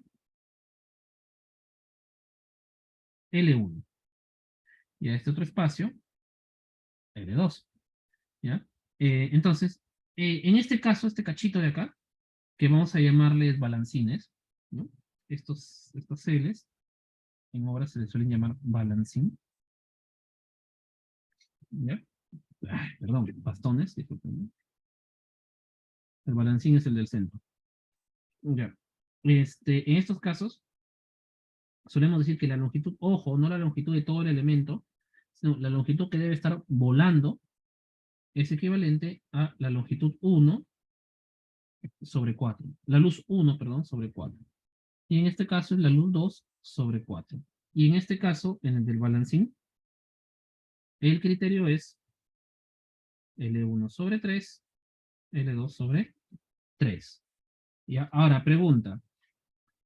Vamos a hacer, a ver, un mini ejercicio y este resultado lo guardan porque es para las prácticas, ¿no? Que vamos haciendo.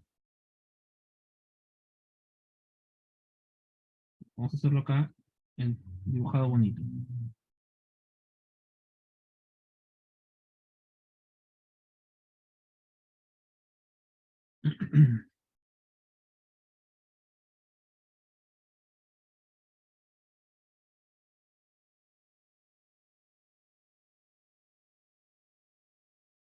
25, 25, 25. Vamos a ponerlo aquí 4 metros.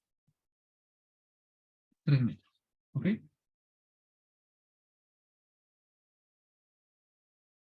Ya.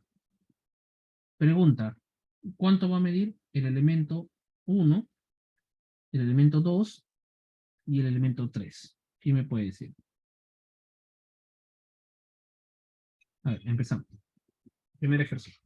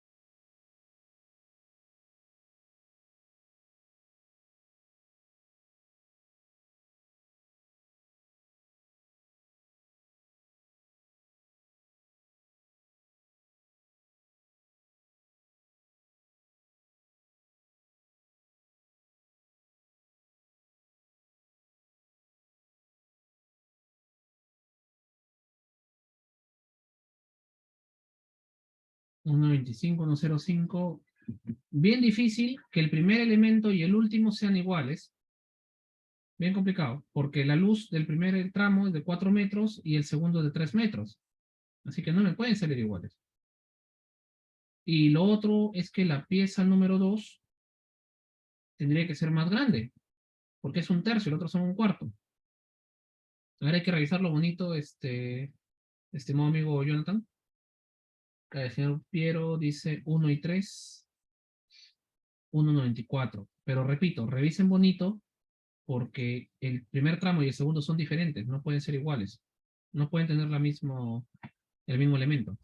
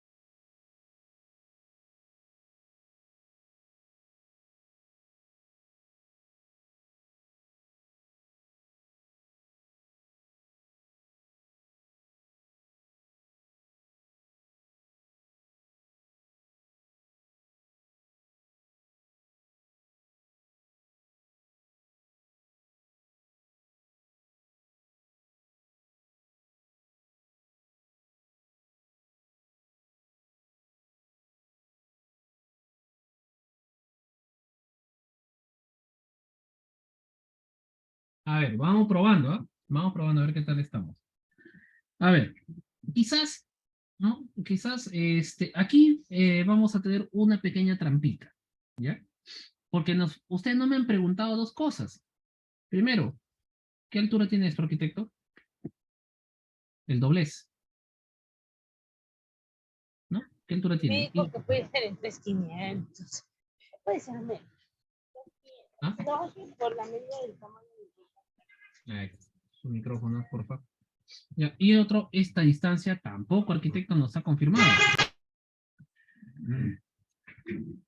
Exacto. A este elemento se representa con la letra R y se llama recubrimiento. El recubrimiento, básicamente, es la distancia que yo considero, ahí está en la diapositiva, está explicado más bonito, pero si por ejemplo yo tengo un elemento de acero cualquiera, ¿no? Una barra de acero corrugado, ¿no? El recubrimiento es la distancia desde el exterior del elemento estructural hasta el borde del exterior del acero, ¿ok?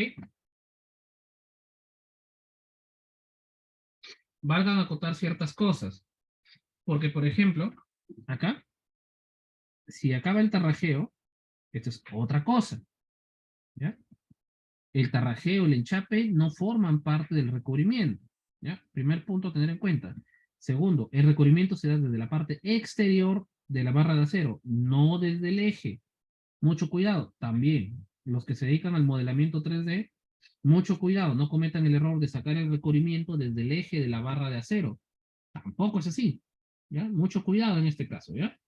Ahora, eh, por supuesto que en obra ya tienen que ustedes considerar los diámetros de las barras de acero. Por ejemplo, el estribo clásico para las estructuras de edificaciones de baja envergadura son las de 3/8. No digo que sea una regla general, digamos es una cuestión ya casi repetitiva a veces.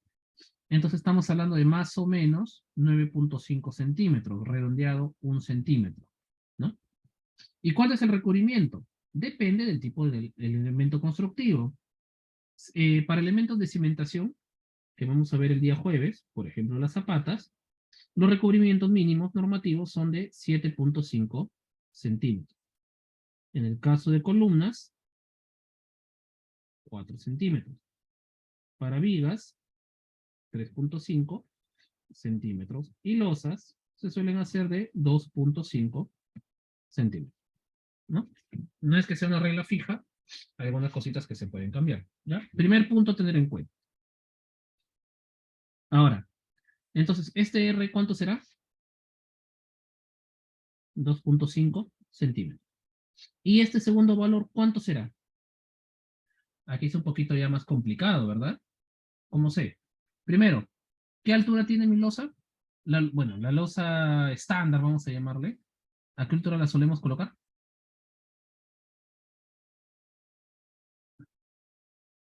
¿Cuánto tiene el ladrillo de techo estándar? No, de altura.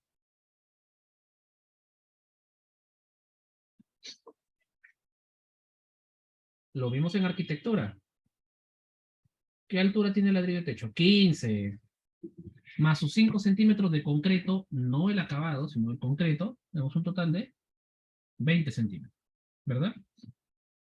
Y si yo le quito su recubrimiento, porque acá también tiene que tener recubrimiento arriba y abajo, 2.5 arriba, 2.5 abajo son 5 centímetros menos. Por lo tanto, esta longitud será de 15 centímetros. Que en la práctica lo hagan de 10 y es otra cosa, pero deberían ser de 15. ¿Ya? Punto número 1. Ya tenemos la primera longitud. Ahora bien, me dijeron entonces que acá desde el borde yo considerase un cuarto de la luz. ¿Cuánto es la luz? 4 metros. Entre 4, 1 metro, ¿no? ¿Cuánto es el ancho? Esta longitud de acá serían, esta parte, serían 25 centímetros del ancho de la viga menos 2.5 del recubrimiento, o sea, 22.5 centímetros. Entonces, la pieza número 1 tiene 15 centímetros del doblez o gancho, doblez, perdón, se llama doblez, más 22.5 de la cara superior de la viga, más 1 metro en el volado, ¿no? Sumatoria total, ¿cuánto me da? 1.375.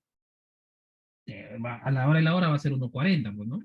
O 1.35, ya por ahí lo van a redondear seguramente, ¿no? Y ahí está, facilito, ¿verdad? A ver quién le atinó. Bueno, eh, por ahí, estaban cerca. Le falló como 1 metro, no importa. Y al otro lado va a ser igualito, solamente que en lugar de sumarle 1 metro, le voy a sumar 75 centímetros, ¿verdad? Porque lo que va a cambiar es este factor nada más. ¿No? Porque acá sería 1/4 de la luz, que es igual a 0,75. O sea, la pieza número 2 va a tener 15 más 22,5 más 75. En lugar en este caso vamos a tener 1,15 m, 1,12 m, ¿verdad? 1,125. Ya, el último ya pues, sáquenlo ustedes, ¿no? Ya sería 25 más 1/3 de la luz, más 1/3 de la otra luz, sería 1,35 resumido. ¿Cuánto tenemos? 60, 260.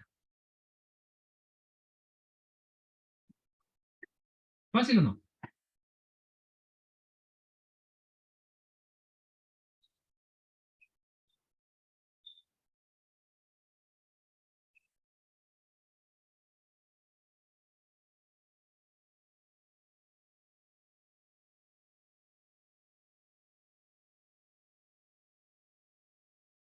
Claro, la del medio, en este caso, está muy bonito. Este cachito es 1/3 de la luz de servicio, o sea, 1/3 de este. Y de este lado sería 1/3 de su luz de servicio, que es esta de acá.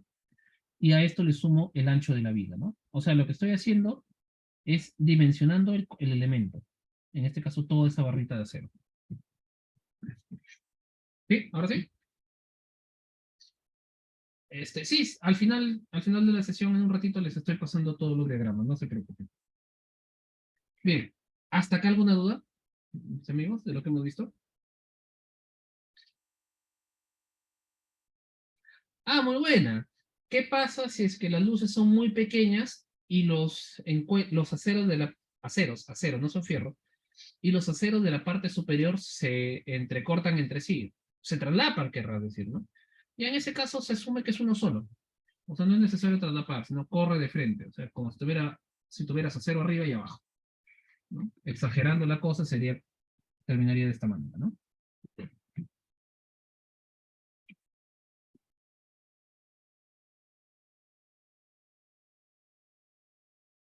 Bien, ¿hasta aquí alguna consulta, alguna duda?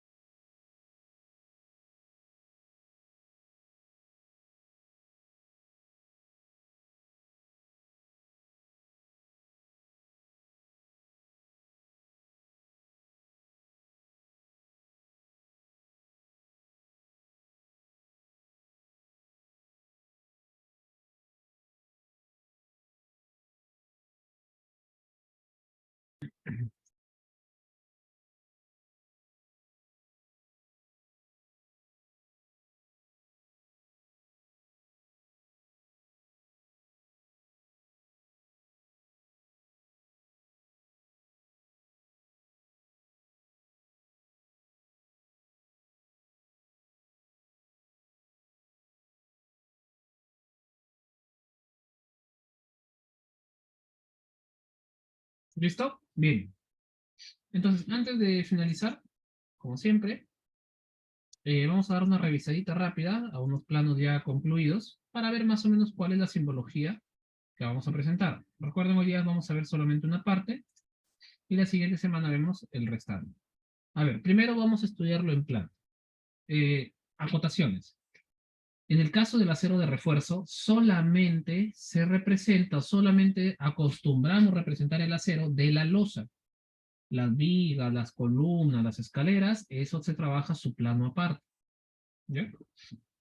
¿Ya? ¿Y cuál es la manera en que vamos a representar el acero? Pues de la misma manera como lo hemos graficado hace un ratito. Simplemente, igual que con las cotas, se gira nada más, ¿no? Según lo que necesitemos, ¿no? Y ahí lo pueden ver. Bueno, ahí sale al revés por un tema que le giró a la pantalla, ¿no? Y eso fue otra historia, ¿no? Ahí está. Como pueden ver, por ejemplo, acá tengo una luz de 280, un tercio para acá, debería ser 95, pero ahí le hemos redondeado, y un cuarto para este lado, ¿no? Esto ya lo hemos estudiado. Claro, lo de hace un rato ha sido un modelo teórico, eso de un tercio, un cuarto, porque a la hora de la hora, quizás lo modulamos un poquito más para arriba, a veces nos tomamos la libertad de un poquitín más para abajo, si es que no es mucho, a efectos de modular y tratar de optimizar el corte de mi acero. Por ejemplo, habíamos quedado que la barra de acero tiene 9 metros, ¿verdad? Ahora pregunta, eh, ¿será habrá mucha diferencia entre una barra de unos, si me piden cortes de unos 50 y cortes de 1,52 m? ¿Habrá diferencia muy marcada? ¿Será muy costoso?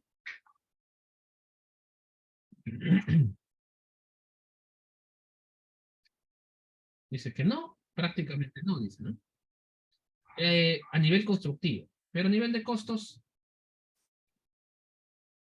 ¿habrá mucha diferencia entre piezas de 1,50 y unas piezas de 1,52?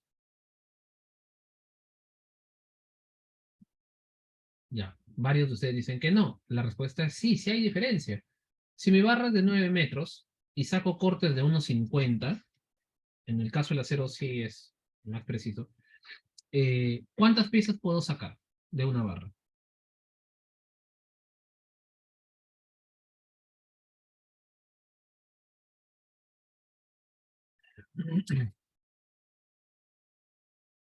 Y si saco cortes de 1,52,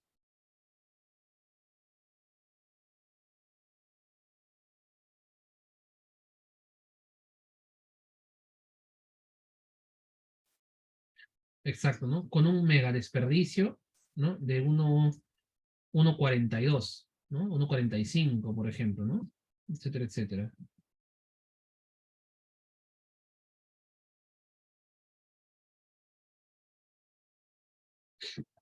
Entonces también es importante ver el tema de la modulación. Bueno, ¿qué es lo que tengo acá?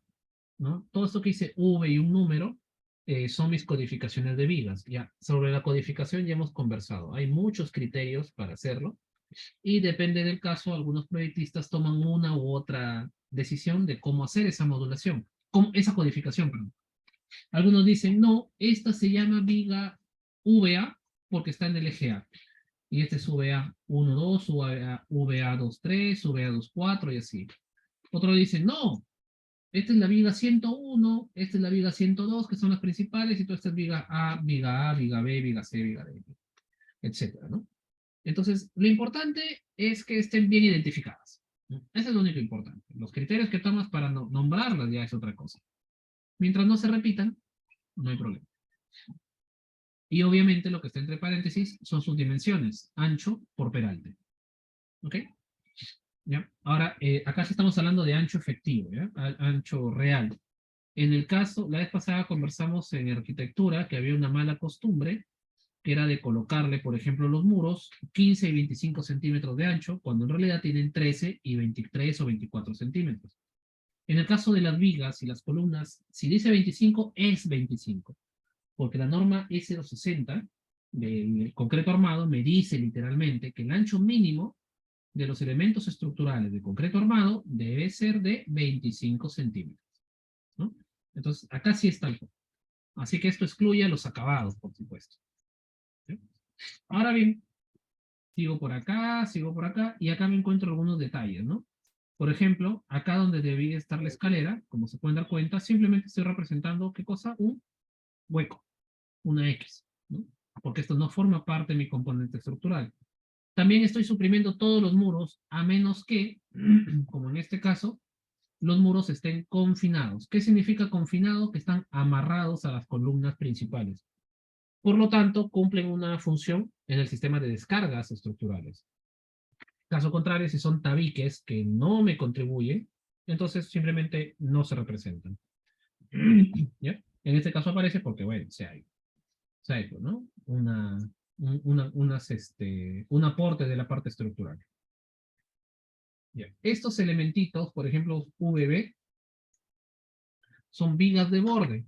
La viga de borde no es otra cosa que un refuerzo con acero estructural en un costado eh, para, para confinar los ladrillos, ¿no? Porque si se dan cuenta, el criterio de las losas es que todos los elementos formen pequeños marcos, ¿no? Pequeños recuadros amarrados en los costados donde se confinen sus elementos. ¿Estamos? Y bueno, finalmente, vamos a verlo en lámina, finalmente por ahora, vamos a verlo en las láminas, cómo se va la representación. Ya, de la planta ya hemos conversado, y generalmente vamos a añadir algunos detalles, como por ejemplo explicar el espesor de la losa aligerada, ¿no? Sus alturas de sus componentes, etcétera, etcétera. Y luego sus detalles de vigas, que es la parte más densa del plano estructural, que esto ya lo hemos conversado, ¿verdad? Bien. Entonces, por ejemplo, vamos a ver por acá. Ya. Vamos a ver acá. Un ratito. Ah, esto está activo. A ver, ¿cómo vamos a leer esto? Por ejemplo, estos elementos que están achurados, ¿no? Evidentemente representan, perdón, estos elementos de acá, ¿no? Evidentemente representan las columnas, ¿verdad? Y ahí tienen las líneas que también me marcan los ejes. Es muy importante que coloquen los ejes para darse cuenta en dónde están. Por ejemplo, acá me dice corte de la viga del eje A, que es la de acá, pues, ¿no? La viga del eje A. Y ahí se darán cuenta también que estamos enumerando, ¿no? La V118, 117, y así sucesivamente. Punto 1. En este tipo de representación, por ejemplo, además, para cada viga nos acompañan con un detalle de cómo va la distribución. Por ejemplo, en este caso, para este bloque, que es un voladizo, ¿no? Tenemos este corte número 2, que ¿cómo se lee? Tengo 2, 4, 6, 8 barras, ¿no? Claro, ahí se ve medio chistoso, ¿no? Dice, oye, pareciera que está más grande una que la otra. Bueno, entonces me llama la atención, me da la duda, entonces me voy a revisar el detalle, ¿no? Y el detalle lo puedo encontrar. En algunos casos, acá mismo al costado me van a anotar la especificación. Algunos lo hacen en una tabla aparte, como un cuadro, similar al cuadro de columnas, me ponen un detalle de cómo va el acero. Y en este caso, este ingeniero, que es este proyecto, él dice, bueno, yo lo voy a poner acá mismo. Entonces, a ver, contemos. 2, 4, 6, 8. Ya, entonces en este caso, me está colocando. Por ejemplo, dice acá está. 2 barras de media pulgada, esta de color rojo, que se entiende que son las del medio, que son estas dos de acá. Y también me pone, ¿no? Justo en esta parte, en el centro, ¿no? A modo de refuerzo. O sea, no es un traslape, ¿ah? Mírenlo bien, ¿ah? Algunos dicen, el traslape. ¿Está traslapando o estoy reforzando el nudo? ¿No? Estoy reforzando, ¿verdad? Ya, eso ya es criterio del estructural. Y en este caso dice, ¿no? Segunda capa, ¿no? 2 barras de media pulgada, ¿no? Que es lo que están colocando en la parte de acá. Y las de color morado, bueno, que en el plano va a salir todo blanco y negro, pero no importa. Son arriba 2 barras de 5 octavos y abajo otras 2 barras de 5 octavos, ¿no? Incluso ahí vienen codificadas para ver más o menos por dónde va la cosa. Y después se repite el mismo proceso. Por ejemplo, acá sí me está mandando un traslape, ¿no? Un traslape, pero es en la parte superior, al centro de la parte superior, donde en teoría no hay esfuerzo de flexión. Y como pueden ver en la parte de abajo, ahí están los traslapes, ¿no? Más o menos entre 1/4 y 1/3 al eje, el eje del traslape entre 1/4 y 1/3. ¿No? Y así sucesivamente vamos a ir viendo los demás elementos. Lo demás es repetitivo. En cuanto al concepto, el diseño, el análisis, eso sí es uno por uno, ¿no? Tienen que hacerlo. Y en algunos casos, como en este, se suelen adjuntar algunos códigos donde me van dando el despiece de todo el acero, es decir, toda la cantidad de elementos que hay que mandar a cortar, ¿no? Y hay que mandar a ensamblar, ¿no? ¿Sí? Ya, y después el jueves vamos a hablar ya de estas tablitas de acompañamiento. ¿Listo, mis amigos? No sé si hasta acá hay alguna consulta, alguna duda. Mm,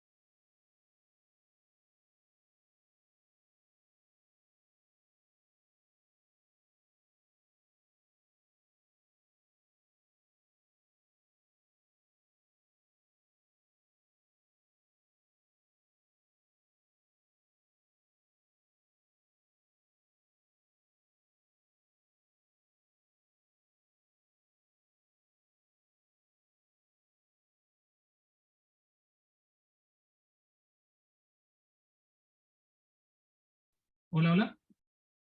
¿Me escuchan? Bien, si les decía, si no hay consultas, entonces continuamos el día jueves. Cualquier coordinación adicional por el grupo de WhatsApp. Vamos a continuar con las estructuras, vamos a hablar de lo que es cimentación, columnas, vamos a seguir hablando del acero, los traslapes, los estribos, lo que son las subbases, y vamos a dejar un pequeño ejercicio. También estaba pendiente el de arquitectura, lo vamos a dejar para que también lo vayan avanzando. ¿Listo? Bien, mis amigos. Que tengan una bonita noche. Nos vemos el día jueves. Gracias por todo. Espero que les haya gustado la sesión sobre todo. Nos vemos y hasta luego.